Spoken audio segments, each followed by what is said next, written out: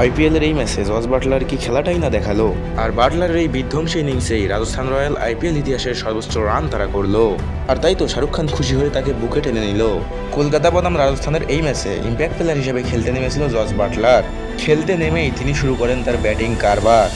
প্রথমের দিকে একটু স্লো ব্যাটিং করে 34 বলে করেন 42 রান, কিন্তু এর পরের 8 বলে ব্যাটিং ঝলক দেখিয়ে 42 বল থেকে তার রান সংখ্যা হয়ে যায় 67 রান।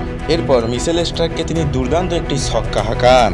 শুধু তাই নয়, স্টার্কের সেই ওভারে আরও কয়েকটি বাউন্ডারি হাঁকান জস বাটলার। এরপর শেষ 12 বলে যখন দরকার 28 রান, তখন সেই ওভারে আরও কয়েকটি বাউন্ডারি হাঁকান জস বাটলার। এরপর শেষের 9 বলে দরকার ছিল 18 রান। সে সময়ও জস বাটলার তার ব্যাটিং ঝলক দেখান।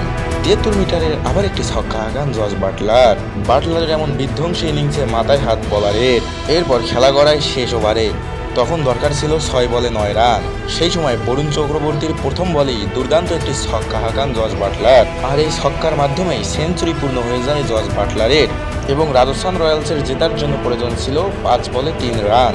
এরপর বরুণ চক্রবর্তীর ভেলকিতে শেষ বল পর্যন্ত খেলা গড়ায়। উত্তেজনাপূর্ণ সেই ম্যাচে শেষের বলে সিঙ্গেল নিয়ে রাজস্থান রয়্যালস জিতে যায়, আর এই জয়ের অন্যতম কারিগর জস বাটলার, যার খেলায় মুক্ত হয়ে তালি দিতে বাধ্য হয়েছেন কলকাতা মালিক শাহরুখ খান। সত্যিই কি অসাধারণ খেললেন জস বাটলার।